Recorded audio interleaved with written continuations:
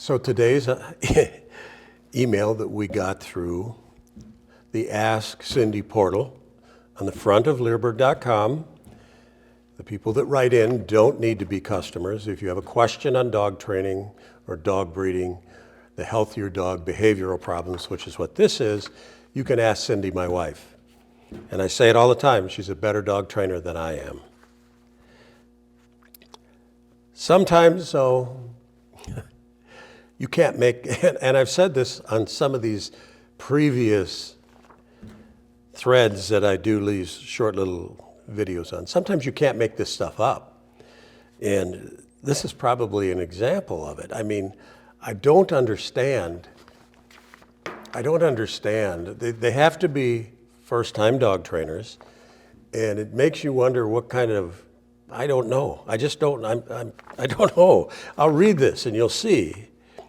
We adopted a dog who loves everyone but me, even though I feed and care for him. Now, it doesn't say how old the dog is. It doesn't say what breed the dog is. Cindy usually will write back and get more details, but this one she just handed off to me and said, maybe you need to do a video on this one. If I get between the dog and my daughter, who is autistic, or my husband, he growls and has lashed out at me. I wonder what lashed out means. He growls at me now if I try and take him outside. He will sleep with me. That's a good one.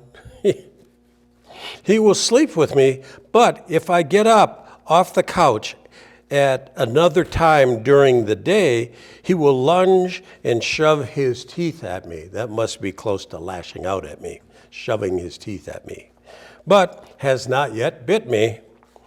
He will go on walks with me, but has anxiety about leaving my husband and daughter behind. What strategies do you have, or where do we go from here? Now, she's trying. That's the thing that I'm going to cut a little slack on here. But then it goes on. I don't want this to get worse. My husband and daughter have been correcting him when he growls at me. And we've tried a shock collar. Trying a shock collar when he growls at you. How does that work for you? I approached my daughter 3 times, and each time my husband shocked him when he went into the attack mode towards me. It didn't seem to change the behavior, so we stopped trying that, thank God. I'm the one who originally put him in a kennel for the first time, which he escaped from. And I'm wondering if he remembers that and is associating that with me. First, I'm going to talk about the shock collar. That is not a very smart thing to do. This dog has a relationship problem with this woman. And rather than try and deal with it how they're dealing with it, she needs to spend some time. Now, we have an online course titled, How to Develop a Relationship with Your Dog. And this goes from people that rescue dogs. From a rescue, it goes to people that get puppies. It goes for people that get puppies that want to do competitive dog sports. It goes to police canine officers that are learning to be a police canine officer before they go and start to do training. If they need to develop a relationship with the dog that they're going to work with. That makes everything so much easier. If people would focus on developing a good relationship with the dog when they get it, before they worry about training behaviors, sit down, come, stay, whatever. Don't think about that. Just keep your dog on leash and learn how to develop a relationship with your dog. Learn about how to use markers, how to use food rewards. Teach the dog and focus on engagement games with your dog, where the dog wants to be with you, where the dog wants to have fun with you, where the dog wants to go out on walks with you on leash, never off leash on a new dog, not for a long, long time. Just a point here on that topic right there. New dog trainers make the mistake of thinking that they can cut their dog loose and call them back. If you can't call your dog back from a high distraction, then it should not be off leash. What is a high distraction?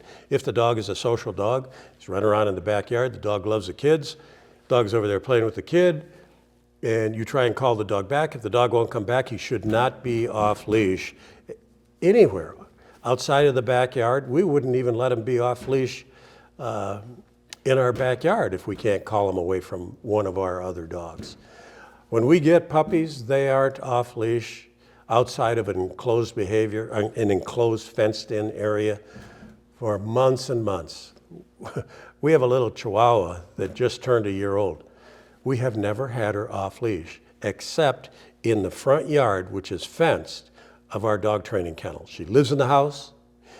She spends time in a dog crate. She spends time in one of the 5 exercise pens X-pens that we have in our house. Take her outside, she's always on a retractable leash. And we would never cut her loose. This woman, to think that you're going to shock this dog for growling at her, to stop it from growling at her. The dog's growling because he's upset. The dog's growling because he's concerned about this woman. She's done something to him. We don't know from this, but she's done something to him. And she should be spending more time reading that, developing a relationship with her dog. And she should take that remote collar and stick it on the shelf and think about using it maybe in a couple of years after she has learned how to use it, after she has learned how to train the dog. You don't ever take a remote collar and put it on a dog unless you've conditioned the dog to wearing the remote collar, unless you've conditioned the dog to use it for obedience exercises. Okay? Once you've gone through all that, then you consider using it on the dog. This dog, I don't know.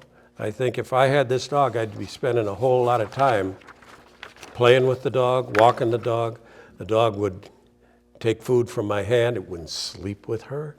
Come on. Dog should never be allowed. A dog like this should never, ever be allowed to sleep with the owner. That dog should be crate trained. It should sleep in the crate. It should eat in the crate. You feed it in the crate. When it's time to come out, you open up the crate door, toss a little piece of food over there. When the dog goes over there to get it, you take the bowl out of the crate so there's never an argument over that dog bowl. The dog doesn't get upset you're taking his bowl away.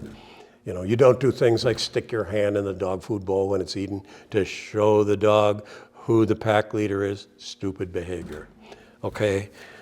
But this is a sad thing. I have to feel sorry for what's going on in this dog's head. There has to be a reason that this dog is showing aggression to this lady. And think about that poor dog. I don't know. You see so many different scenarios with dogs like this. It's really a sad thing. But I'm going to say this. Social media has given people access to people like myself that can help them. You know, I'm 75 years old. It's the only thing I've ever done my whole life is dealing with dogs. And I started Leerburg.com back in 1982. We have thousands of free videos on our website. I think people like this should be spending time on our website looking at those free videos and probably spending a little bit of money on some of the courses that we have.